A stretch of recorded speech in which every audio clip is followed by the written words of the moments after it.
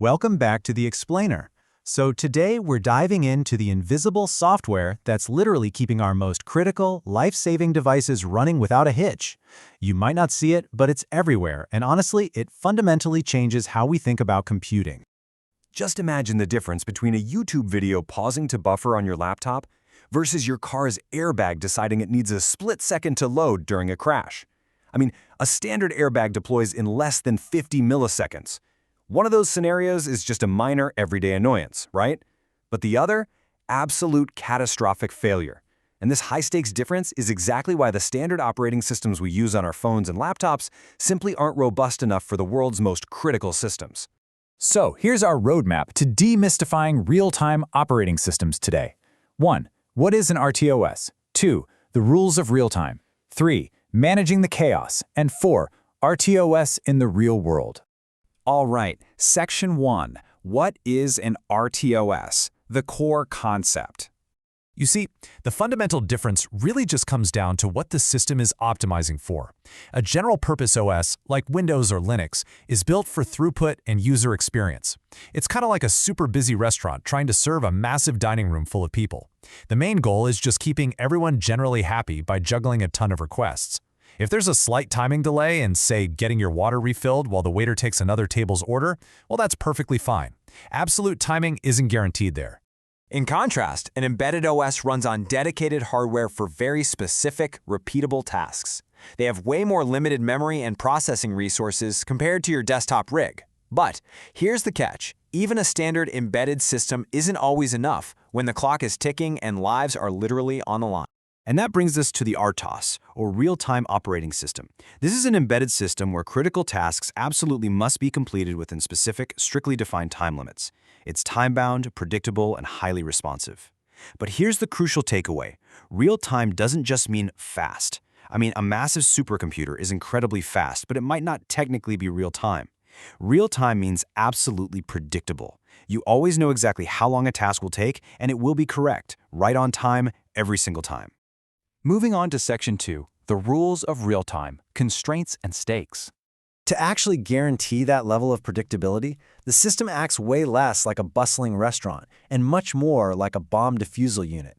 It follows 4 strict rules, and the most critical constraint of all, the deadline. This is the absolute maximum time allowed to complete a task. In a true real-time system, a late answer is a wrong answer. Missing a deadline doesn't just mean your system lags, it can cause outright system failure. Next up is response time. This measures the entire operating window from the exact moment an input event happens, say, a sensor detecting a massive sudden spike in pressure, until the system completely finishes its required output response, like throwing open a relief valve. Then we have latency. Now, while response time is the whole picture, latency is specifically that tiny, crucial delay before the system even begins to respond to a trigger. Imagine a hardware interrupt signaling an emergency. Latency is that fraction of a millisecond it takes for the RTOS to just drop whatever else it's doing and simply start executing the emergency code. And finally, determinism. Honestly, this is the holy grail of an RTOS. It means absolutely no surprises. The system always behaves the exact same way under the exact same conditions.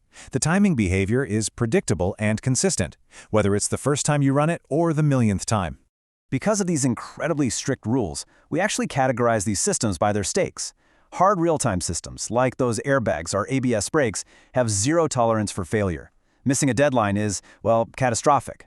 Moving down a tier, firm real-time systems produce completely useless results if they're late, like dropping a frame in video decoding, but the system doesn't blow up. And soft systems, they just give you a reduced quality of service, like choppy streaming audio where frequent misses are totally tolerated. The general rule of thumb here, the more critical the consequence, the harder the real-time requirement. Which brings us to Section 3, managing the chaos, task states, and scheduling. So how does an RTOS actually juggle all these critical demands at once without dropping the ball? Picture a complex control panel. This system might need to read dozens of sensors, update a graphical display, and be ready to trigger emergency alarms all simultaneously. If you just wrote a simple programming loop, like a super loop that checks one thing after another in a giant circle, you just cannot guarantee that an alarm will trigger before its deadline if the processor happens to be busy, say, drawing a complex image on the display. To manage all this chaos, an RTOS actually divides the entire program into independent units of execution called tasks or threats.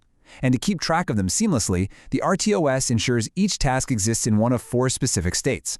A task is either ready, meaning it's loaded and waiting for its turn on the CPU. It's running, meaning it's actively executing code right now. It's blocked, waiting for some external event or resource. Or it's suspended, meaning it's been intentionally paused by another task or the system kernel itself.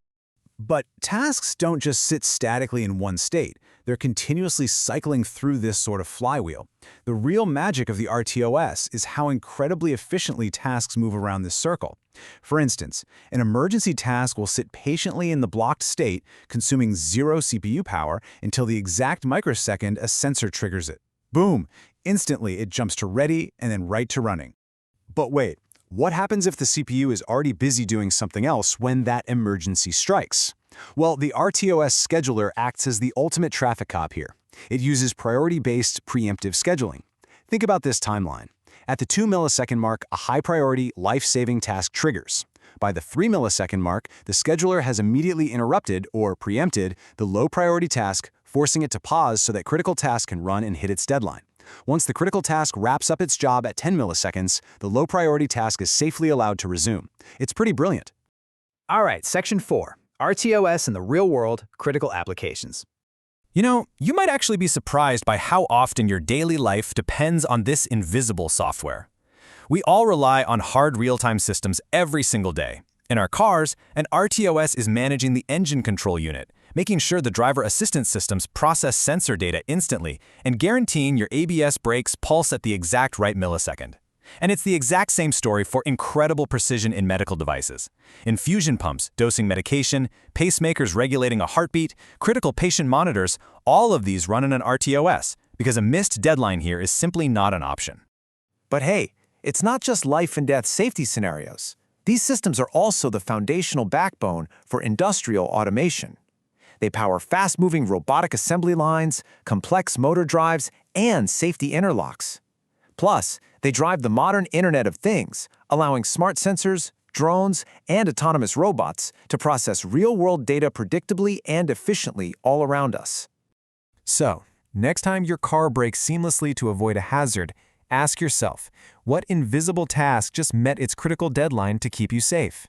Today, we covered the core concepts, the real-time constraints, and the scheduling magic that makes it all possible. Join us next time for The Explainer as we look into a specific, highly popular implementation of this with FreeRTOS, diving deep into tasks, scheduling, some offers, and mutexes. Until then, keep questioning how the hidden systems around you really work.